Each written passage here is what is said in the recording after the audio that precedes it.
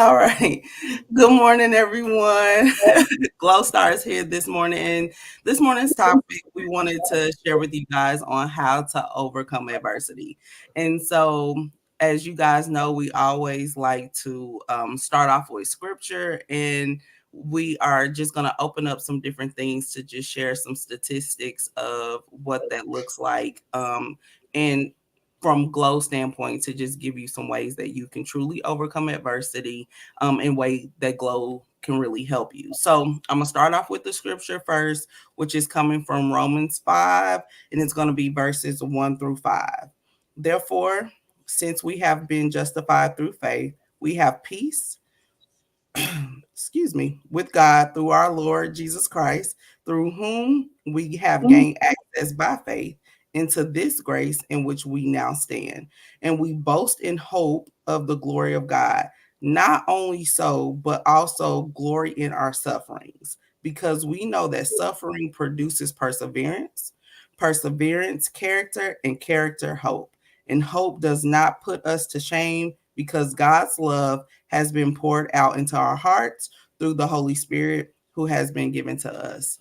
And so, understanding even with adversity that we still have hope and we still have to have faith to be able to overcome the things that we are experiencing. Adversity is just a difficulty.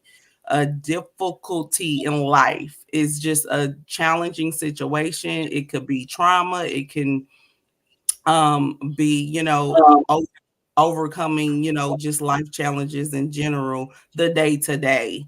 And so we just want to make sure that we enlighten you guys on truly just understanding that you can overcome, and it's all up to you whether thrive and overcome these situations, or if continue to cycle through the adversity and never overcome it. But we want to make sure that we're laying a strong foundation for you, just to give you a basic understanding of what's needed to be able to overcome. So Gail has some statistics I think it will be good to share, so you guys can get a better understanding. Take it away, Thank Gail. you, my gracious partner. Thank you. So, I'm reading this from Sapiens Lab .org, and I wanted to give some statistics about those that deal with trauma and adversity and mental well-being. So it says those at risk for mental health challenges were sevenfold more likely than those succeeding or thriving to have experienced physical and sexual abuse, extreme poverty, with homelessness or hunger, or have caused serious harm or injury to others. They were also substantially more likely to have experienced a breakdown of romantic relationships and job loss. On the other hand, challenges such as a divorce or family breakup, sudden or premature death of a loved one, and life threatening or debilitating illness or injury were equally common among both groups. This suggests that different traumas have different effects. Untangling the impact of different life traumas and adversities and the direction between trauma and mental health is crucially important for developing effective strategies for both prevention and treatment. I wanted to read that today because it is very taboo, right? To talk about your struggles. It's very still much taboo in this world to talk about the things that we go through. But in reading that, I was telling the team, like, when I read through the list of what they consider traumas or adversities, it's not many people out there that can say they haven't experienced it. Now, it's a difference if you've experienced it and you feel no effects. Nothing about it has changed your life, changed your mental focus, your mental clarity. But for a lot of people, it does. Um, Inexperience sometimes with adversity can cause you your life pretty much. Or you can experience a loss, or like they said, a debilitating illness. I was just telling the team about how I've been feeling, certain things that can come, you can come across and not be able to shake. that experience can then start to lead into a lifetime of troubles over one thing. And this is what we mean by adversity. So I want to share that just from my standpoint, as people, we do go through things. And a lot of times we pretend as if we don't, but the effects of it are our lives, how we function in our daily lives, the people that we're connected to, all of those things are connected. So just as we go through those things, we understand the impact that it has on the mental and the emotional aspects of us. And these are things why we wanted to discuss it. It's important. Yeah, I definitely agree. We talk about this from a biblical standpoint, that God didn't promise us a life that we wouldn't come against trials, tribulations, adversities. I think the ideal life that the woe is me attitude that some of us have when things happen, as opposed to how can I get overcome this, will change our perspective of how we view life. I was reading James chapter 1, verses 2 through 5. Quickly read those. Consider it pure joy, my brothers and sisters, whenever you face trials of many kinds, because you know that the testing of your faith produces perseverance. Let perseverance finish its work so that you may be mature and complete, not lacking in anything. If any of you lack wisdom, you should ask God, who gives generously to all without finding fault, and it will be given to you. Most of us can account anything, any adversity we have, the bad things that happen in that situation. We can spill those out very quickly. But it takes a mind of understanding who God is in yourself to be able to look at those situations and be able to learn from them. And that is one of the hardest things as believers and as we are counseling individuals, especially those who come from trauma where someone has done something to them. Learning to overcome that by forgiving, learning to overcome that to understand who they are, even outside of that traumatic event, because we attach ourselves to those things and that becomes our identity when that was never supposed to be your identity of who you are. So overcoming a traumatic event or adversity in your life is a choice, first and foremost. I think people feel like their choices have been robbed when things happen to them, but it is a choice. And so we have to individually make the choice to be able to get past the things that have happened to us, whether it was due to our own decisions or those things that have happened to us, to be able to be on the other side of it and live a life where we're not in constant mental anguish behind it. Mm-hmm. Yeah, no, appreciate you, ladies. Thanks for the statistics, Gail, as well as like you were saying, Darnisha, understanding that when it comes to adversity, um, a lot of times we struggle to overcome it because we've never seen people before us overcome those same adversities in life. And so if Big Mama, was on welfare, then pretty much welfare has been something that has been passed down.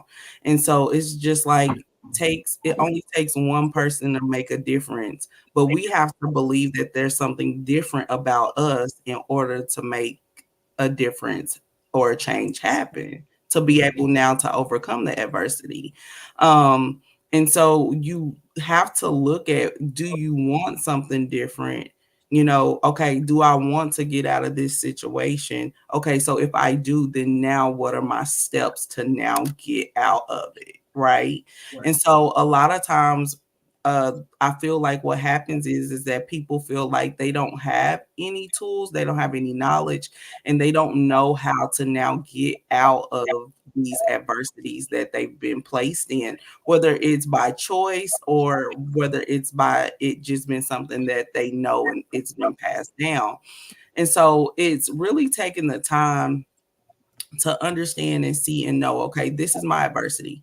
Okay, I want to be able to buy my own home. Okay, well, how do I do that? Okay, because I'm tired of living, in an apartment or projects or whatever, however you want to put it. How do I get to this place of now overcoming just being a renter and now I'm becoming a homeowner, right?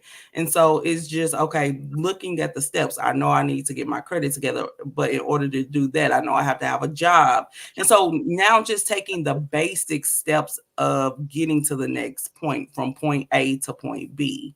I feel like what happens is that we keep looking at point B like I know I have to do these things, but we never actually take the full steps to actually start actually walking that out.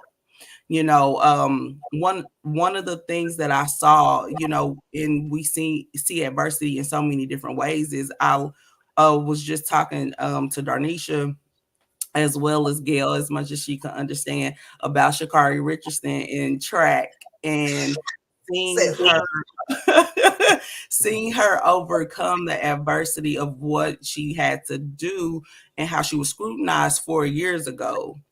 And then now here she is 4 years later. She had to overcome everything that she experienced, all the guilt, all the shame and frustration and poor performance, but now having to shift her mindset because track is all mental, outside of just your physical strength and what you do and how you run and and everything and being in shape and all those things. She had to overcome the mental that came along with everything else that she was battling and facing to now be able to perform and now to be a medalist in the Olympics and Oh, years yeah. later. Hmm. I think that's a great example. And Andrea, hey Buffy said that's true, but I think that is a great example, and this is why I was loving that we were talking about it today. Um, God was just giving me this as you were talking about adversity, and adversity is pretty much anything that stands in your way of being your true self, who you really are, or obtaining, like what you said, or obtaining what God has told you that you could accomplish in life. There are roadblocks, there are things that are going to come up in everyone's life that will go against everything that you set out to do, just like Shakari. But with determination, I'm pretty sure she has support. I'm pretty sure she got the help that she needed. She took the steps that she needed to do to overcome that, and probably so much more that we struggle with in private. I was just thinking about illness and mental illness, and it's like physical illnesses and a illness. When you're ill, that means that you're not okay, and it goes against your well-being. And so there's a reason why things are in place to support you when you're not okay. When you're facing adversaries and adversities, I'm pretty sure your functioning is not at its best level. But this is where support comes in. This is again where people that can guide you through, not just people that want to know your business, but people that can actually guide you through it. In the Bible, in the Christian world, we call it destiny helpers or angels, all these things. But you have people that are walking with you on your journey to let you know that you're not alone. I don't think nobody really in history overcame anything by themselves. And this is why support is needed. Absolutely. Support is needed. I think that's one of the first things that when we, encounter clients with this, just to kind of give some guys some tips on how they can start their journey, is identifying it, right? You have to identify that there's a trauma or adversity in your life. We will tend to make ourselves believe anything, especially when it has become a normal for us. Um, but the first and foremost is identifying what it is that you need to overcome. And for some people, that can be difficult. Although for people on the outside looking in, we can, definitely see it. It's important that the individual person is able to identify that. You Yeah. cannot fix what you are not able to identify is broken. And so I think one of the first steps is being able to look at your life, understand what the adversities and trauma that you've dealt with or even currently dealing with, and then you can take the steps to be able to overcome those adversities. But identifying it in our lives is key. I think we were talking about before that oftentimes people don't believe they've been in traumatic events in their life because they've learned how to just navigate through life with it, but they've never really dealt with it. Those things can definitely be adversity and traumatic events that you need to identify and actually dive deep into. I always try to use simple examples like car accidents. People get in car accidents. Thousands of car accidents happen across the world every single day, and most of those you're never going to hear about. People walk away from, and and are able to get in cars and get back in the car and drive on the road. But what about those people who get in those car accidents and mentally are distraught and can't get back on the road? No physical ailments that are keeping them from doing it, but simply because the event triggered their mind. We hear about the incidents of people getting in car accidents. Physically, they're fine, but can't get behind the wheel no longer because every time they do, they get panic attacks and anxiety.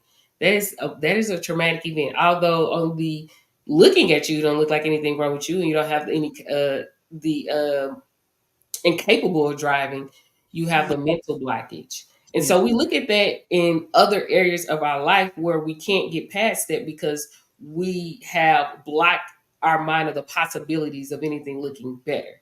Yeah. But we have to first identify what that is in our lives in order to be able to combat it. Yes.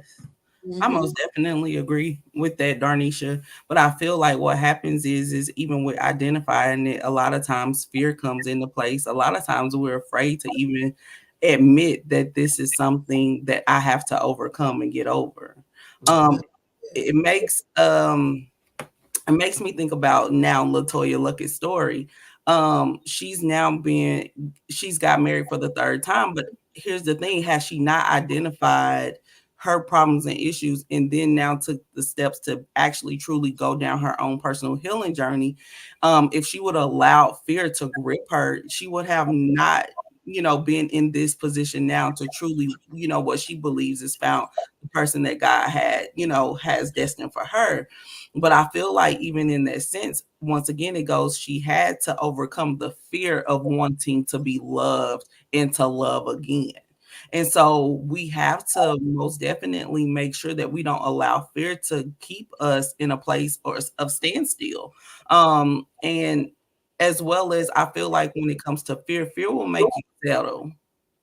Fear, Mm-hmm. whether it's I fear that I won't be able to actually get what I desire to have.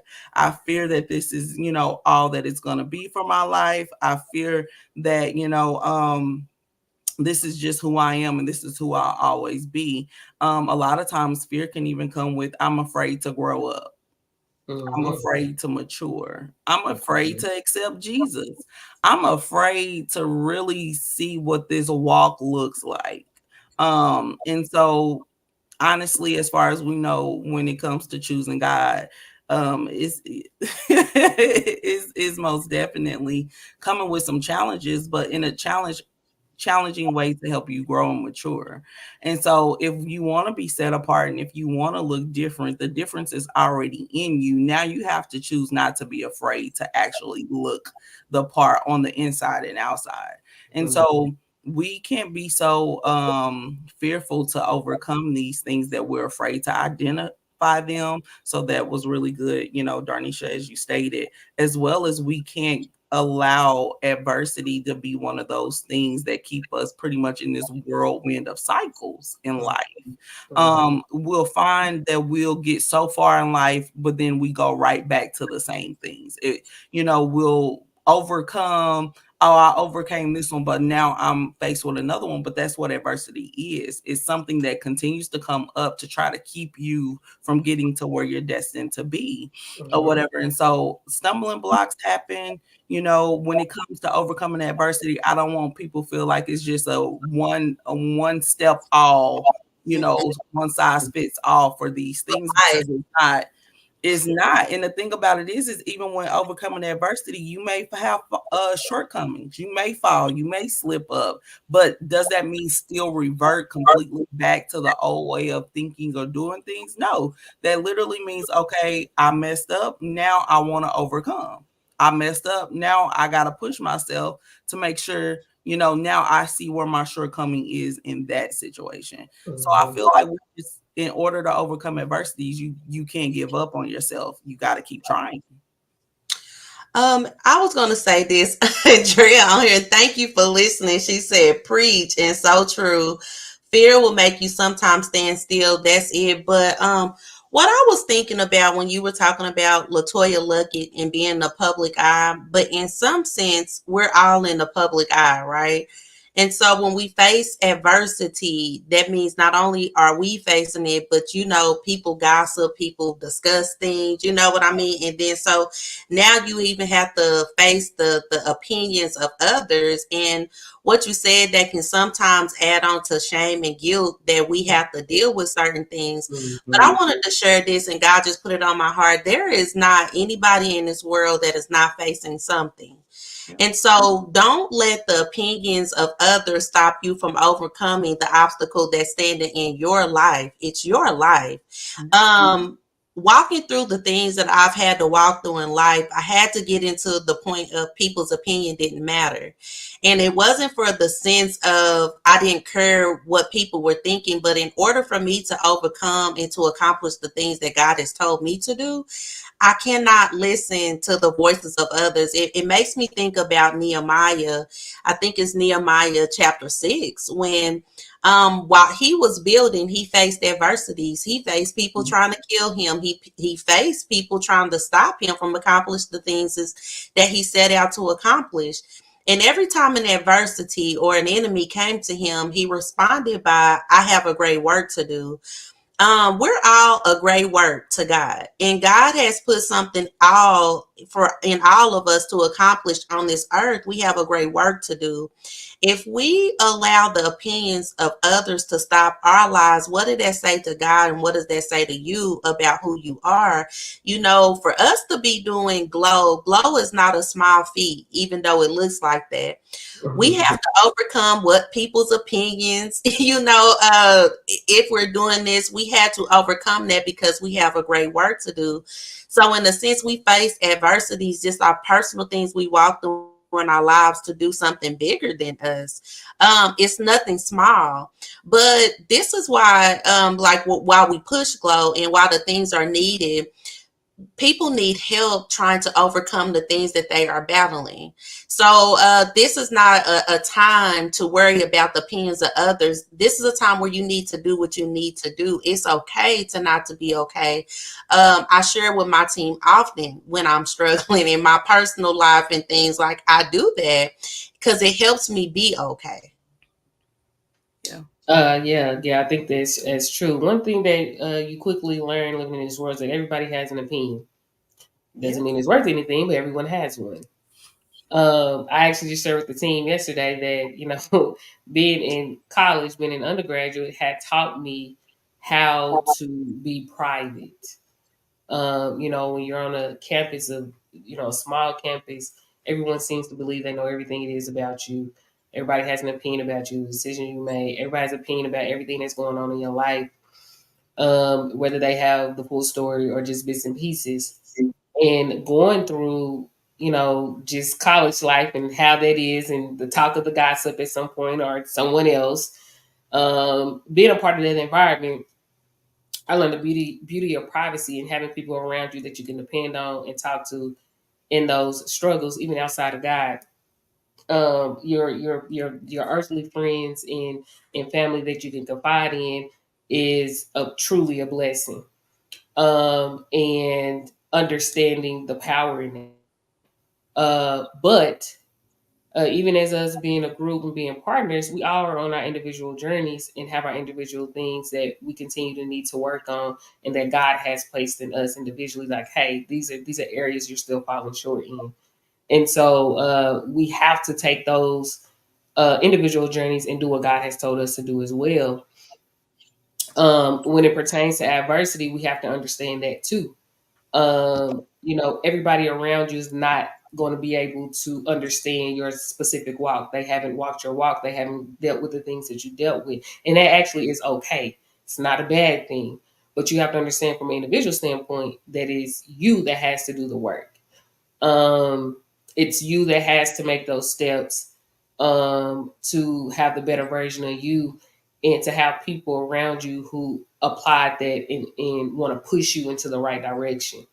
We can definitely push ourselves. I think all three of us will say that in our lives we have done a great work in pushing ourselves to do great things, but that the love and the push from other people is definitely will catapult you. So Mm-hmm. as you're overcoming your adversity, you will notice you'll tend to open up and see, you know, who's for you and who's not for you, because that can definitely take a toll in your life too.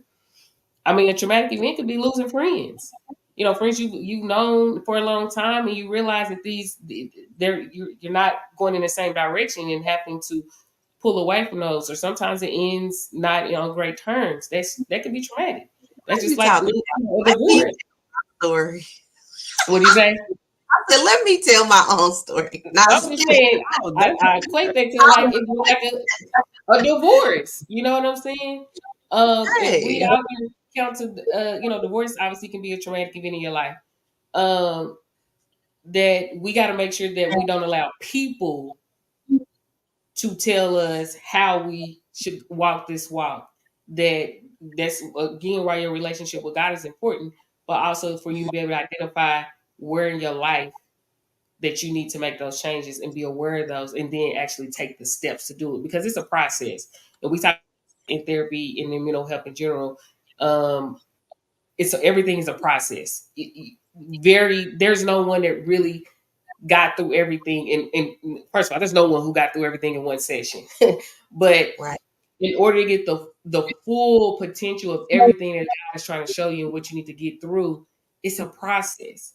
And being okay with going through the process. We talked about, I think yesterday I gave the analogy of birthing a child. I haven't had kids yet. I've read enough and seen enough.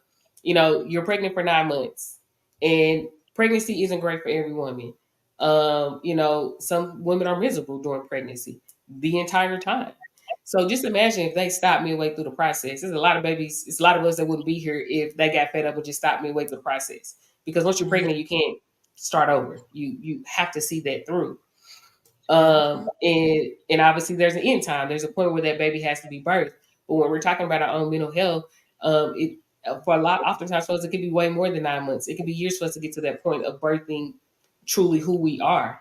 And if we always stop in the process, we never get to the end of what that looks like, in a better version of ourselves that we like, as opposed to what we're currently have been content with. That doesn't necessarily mean you like yourself. It means you content with your situation, because it takes a lot more energy to change than it does to stay exactly where you are. yeah. Imani said, great analogy, and so true. And they just and preach. Yeah, you do. But no, just piggyback off what you were saying, but that is really true, and I definitely like that analogy. Um, the whole point in adversity is to get you to stop. Mhm. So, with that being said, and why counseling is so important is because oftentimes we get stuck. Imani is on here, but I was listening to Prophet Hugo a couple of nights ago. Maybe it was Friday night. I think I sent it to you guys, and he had a great message. But this is adversity. We experience things in life, and it's supposed to be experienced. God puts a time frames on all things. Whether it's grief, you're supposed to mourn 30 days. Like, God did that for a reason. He knew that we were going to experience things, but it was supposed to be a time frame. So when the enemy sees that you going through something, he tries to extend it. So, okay, you had a loss. Now I'm gonna make you feel that loss for as long as I can make you feel that, so your life is just passing by. Adversity is meant to cause you to be stuck. What therapy, what G.L.O.W likes to help people do is get you unstuck. And we've all faced adversity. I was kidding with Darnisha, but every adversity that she was mentioning, I definitely have been through. But but what I thank God is none of those situations caused me to look at myself differently or to be stuck. It could have.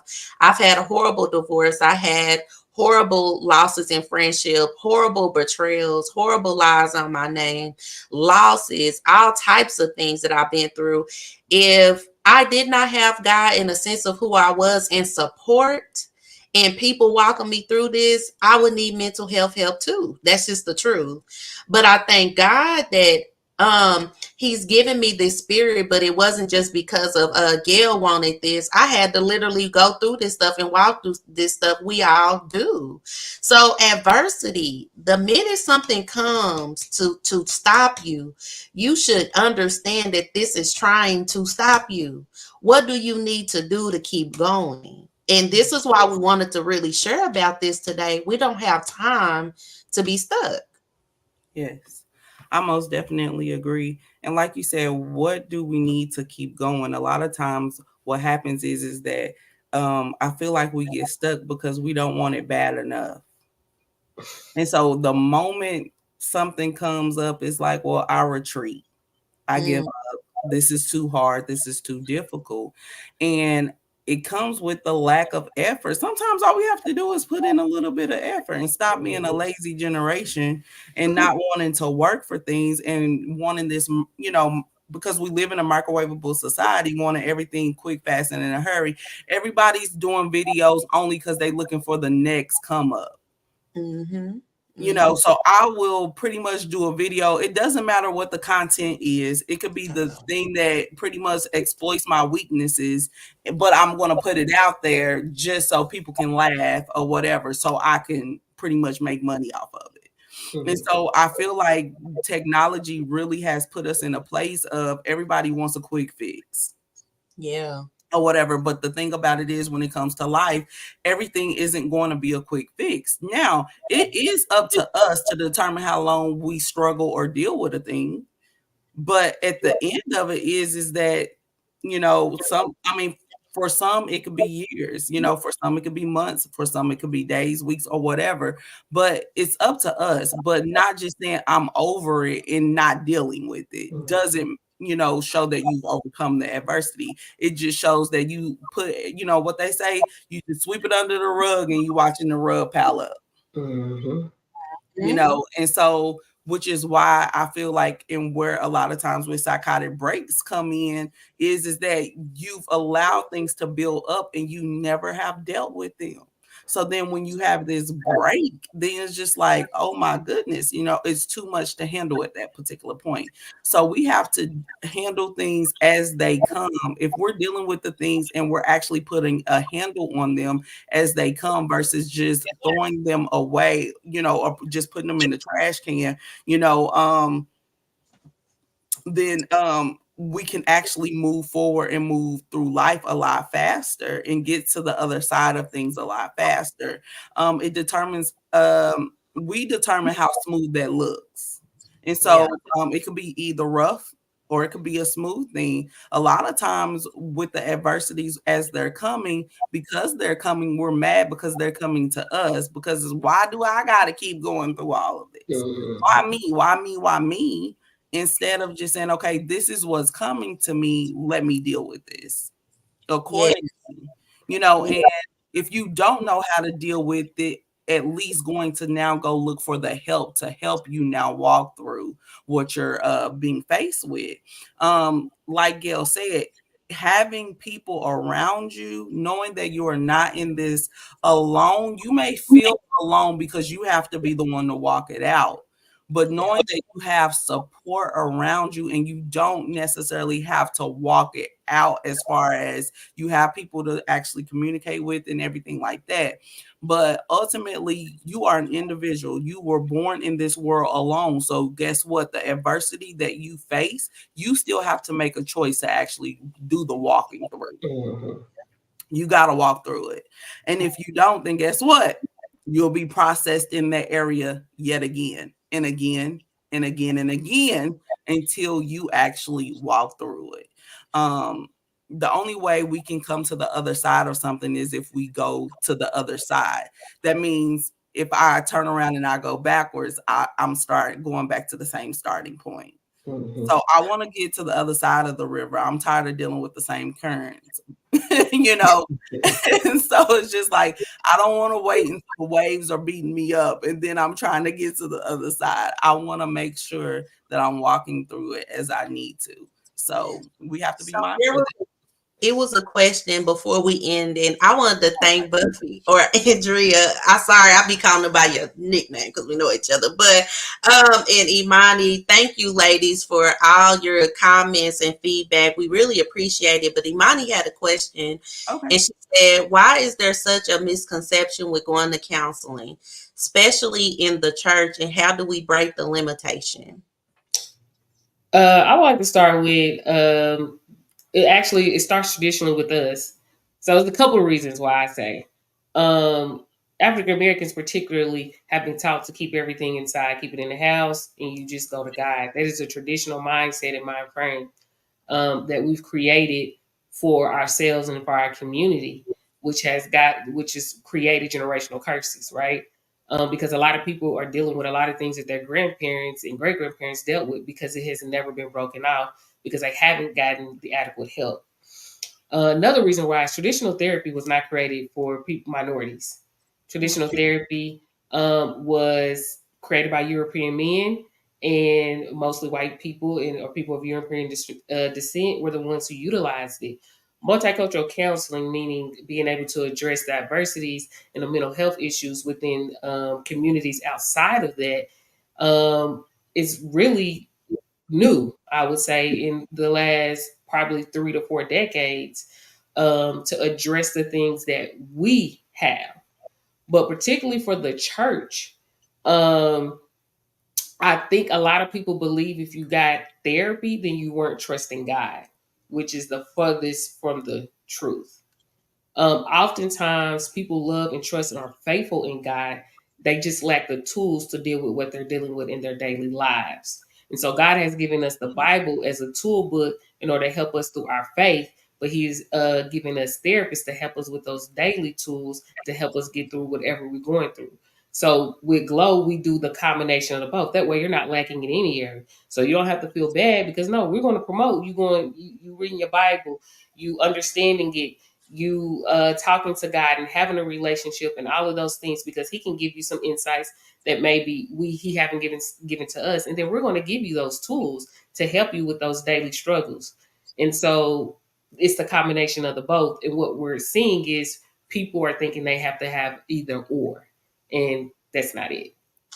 I was gonna say, as far as what you were saying, also too, I feel like when it comes to the church, I feel like what has happened is that people lean too much on the leaders of the house. And so, with that being said, you expect for your pastor to make sure that he's at every funeral or she is at every funeral service, every baby baby being born, birthing and all these different things. And so you expect for them to be stretched. You want them to be the counselor, you want them to be the overseer of everything, and you give them these hats, not that they're asking for them in all cases, right? And so we expect for them to be everything, and now we've put them in the position to truly be our God versus understanding that that is totally separate, and we can't idolize the people that are in leadership. And so we put a dependency on them to be able to go to God for us versus us understanding how to now navigate and have our own relationship with God. And so if you are in this position and you believe that your pastor is the one that's supposed to help you walk through everything, you have been sadly mistaken. But religion most definitely has put that stamp on what it's supposed to be. We have to come out of the religious routine and beliefs of doing things in the traditions of what we believe that religion and going to church looks like. Mm-hmm. And now we have to start understanding who we are in God ourselves. A lot of times what's happening is that people are lazy in their faith and they're looking for their pastors to now be everything to them. And so I don't want us to think that it's okay to or not okay to have a communication with our leaders. That is okay, but it's now we have to break that codependency that's been set in place there. Darn it. That's what I was gonna say. Look, that goes to Got show it. we are most definitely in the vein of it, Gail, because it's been a Yes. codependency there. And so if we don't break that codependency that is there with, and then not only that, when we find somebody else that we feel like is more spiritual than us and they have a better relationship, then we become codependent on them. We want them to now figure out everything for us. Go to God for me. Can you pray for me?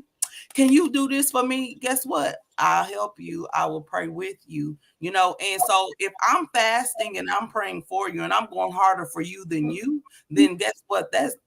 I have to realize I got to take a step back. I'm only going to do for you as you do for yourself. And so if you're not willing to go hard for you, then I'm not either. So guess what? That's a balance and that's a safety in me. And I'm not going to fight a battle or open myself to a new adversity on somebody else's behalf that's not willing to stand and fight for themselves. And so we have to break that, codependency and everything. When you were before you even said it, God was telling me this, and this one when you said, I'm like, oh my God, we'd be so connected. God was saying religious teaches independency and relationship teaches interdependence. And so what religion has done, it has made it like we way too dependent on people and not on God and our own capabilities. So we focus on what other people can do for us, and it still takes the lack of responsibility off of us. And this is why you don't progress so much in life, especially in the church and religious, because they say faith without works is dead. So that means you got to do something. It ain't all dependent on the leaders and God and everything. You have to do something too. What relationship teaches is interdependence, mean you have your role to play, but I also have mine. And so this is what a lot of people don't understand just about life. This is life in general. We have gone through life like it's a dependent problem. Yeah. Well, really, it's a you issue, and you have to work on you. Yeah. Miss Crystal said, and thank you, Imani, you have to walk it out. The adversity came to you. So even as a counselor, thank you, Jesus. We just have the tools because we walk people through their adversities and walked our own selves. But as leaders and pastors of church, there are just some things that they're just not going to know. They have the spiritual aspect, but the soul, the mental, emotional sometimes, and I'm not saying this for not all leaders don't have this, but this is literally why we went to school. So it's the same as if going back to illness, if you had a physical illness, yes, your pastors could pray over you, but they would still advise you to go to the doctor, right? So the same need to be done with your soul. There is work to do, just the same work that you would go to a physical therapist or a physician about your problems. It is people out there that can help you walk through those things too. But it's an interdependence, not a codependency and a independent spirits that we have to break. Absolutely. And I think the churches get very much guilty of that. We are seeing that churches are being more on board about mental health and being able to be open to talk about those things and taking the adequate tools. That is the biggest thing. And pastors understanding that your pastor is spiritual. He's been given that gift and they can talk to you through that. And so I don't want to discount the role pastor because they play a huge role. I said, but they do not know everything. So, and that's okay. There's You nothing go wrong to with that. specialist. What You know what I'm saying? So if you were needing help, you would go to the person who that's what they knew and that's what their job was and that's what they were put on this earth to do at that particular time. Yeah. Like she said, like with your physical health, therapy is no different in that. So understanding that. Also, again, just reiterating what the lady said, you have to do the work. There is nothing in therapy that's going to work, no matter who you are, no matter what therapist you get, if you're unwilling to do the work yourself. I always say we're all very good therapists individually. I don't care if you were going to the most world-renowned therapist on this world that wrote 100 books.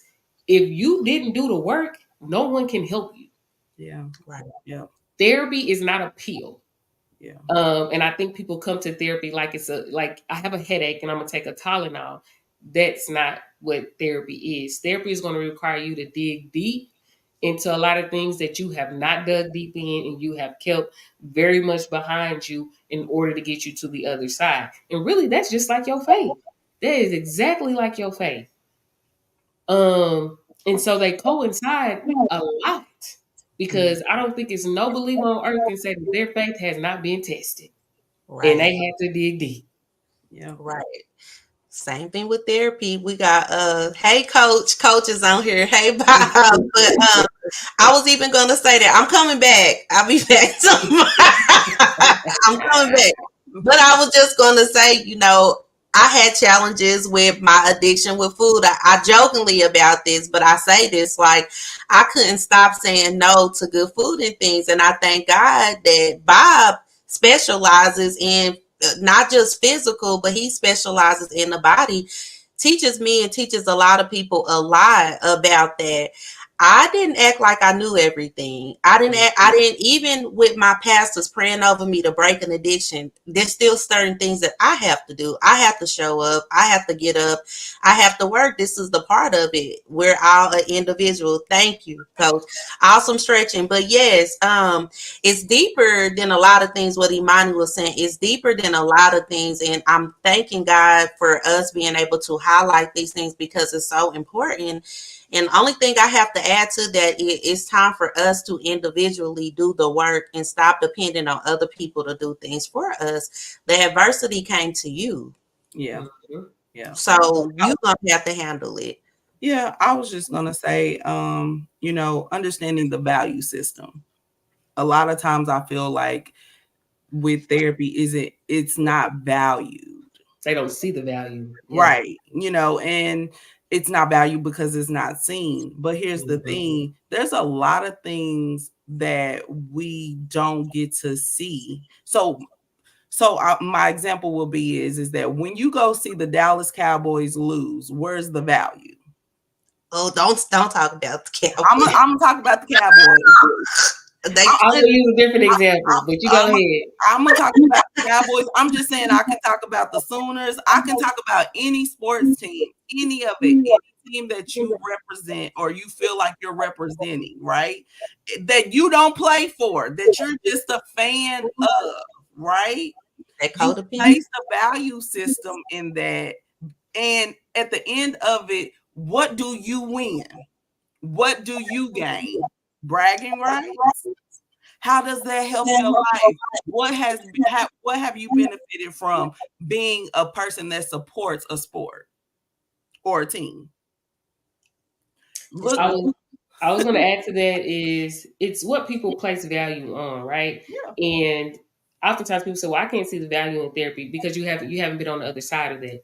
But I think about building a house. Where I'm inside my house, there's a foundation. They have to build. What I don't see the foundation. What I'm talking about? Do I actually physically see the foundation? I don't see the foundation. But boy, is it valuable! It is valuable. for real. good to You know have what a I'm roof saying? over your It is head. absolutely 100% valuable. So we put value, we put value on things. You see what I'm saying? We put value on there. So the more value we put into those things of our mental health, the better we can see at the end of that.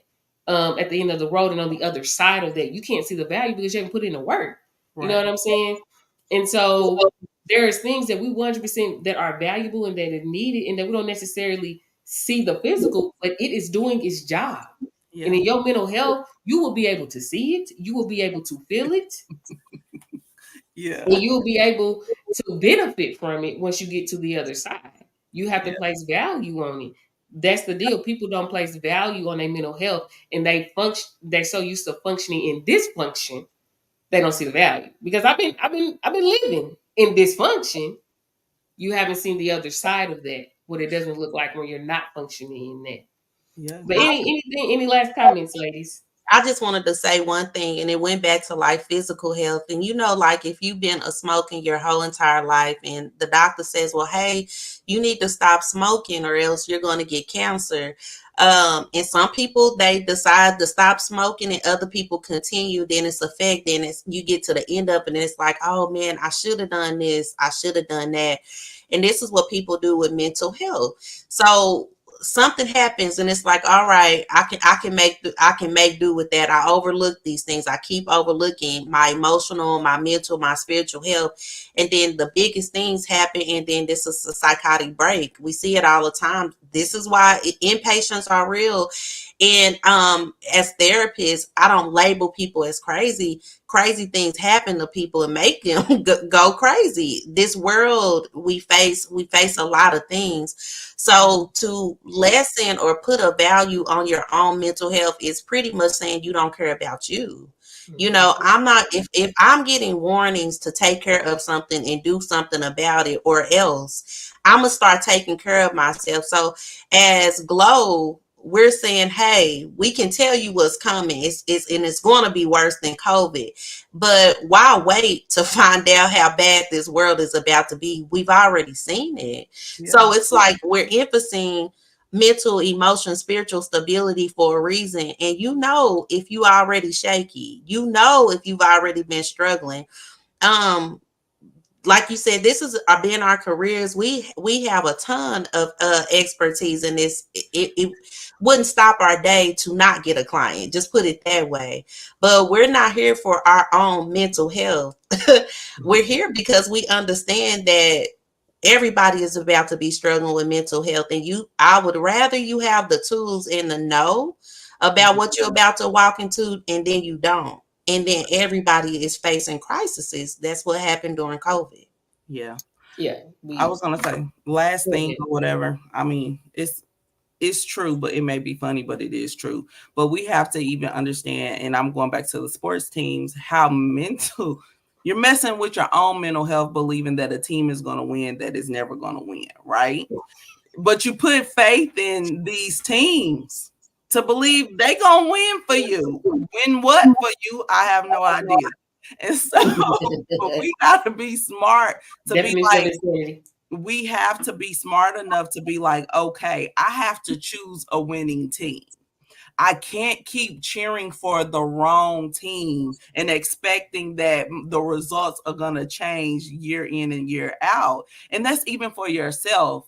You have to make sure that you're on the winning team, because otherwise, if you don't, then you'll start to see the defeat, and it affects your mental health, whether you believe it or not. When you're screaming and yelling at the TV because your team keep losing and they quarterback keep throwing interceptions, you mad. Come Um, on. I got a comment. That's funny. Somebody got a comment. I'll leave the Dallas stuff alone because they crucify me. So I say the same thing. That's mental instability. But It's Coach Caddy said developing the habit of self evaluation, not really criticism, but definitely evaluation.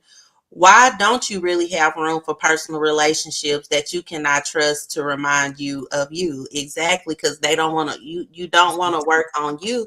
When you say that about the winning team, uh, I don't care how many losses I take. I'm on my team. I want G.L.O.W to win. That's how I view G.L.O.W. You know, so Mhm. anyone connected to me, and Coach does this a lot. The better teams, it's about seeing everybody win. So I'm on my own winning team, if that's the sense. And if I know I'm not doing something for myself, like what you said with the Cowboys, I'm the one in my own game. Like I might not play football, but I'm playing this game of life for right. Gail. You playing Tatiana's game of life with Tatiana. Do you want to win? That part. So winners do everything they need to do and get everything they need to do to win. Right. So Even if that we means just talked about changing self things. evaluation a couple weeks ago, It, and being able to identify in yourself where you need to work on. Like it's important. I think that's a lot of people get offended when other people can see their issues, but you should be able to see your own. You should be able to adequately evaluate yourself, as Coach was saying. That's an important aspect of your mental health journey. Period. That's a daily thing. It's a daily reminder to understand that, and it also helps you to become over adversity. Like I said, being able to identify is the hardest part because people don't want to do that. I appreciate all the comments today and all the engagement. We truly appreciate all your words and questions. You can always follow us here on Facebook at Glow Stars, God, Love, Order, and Wisdom.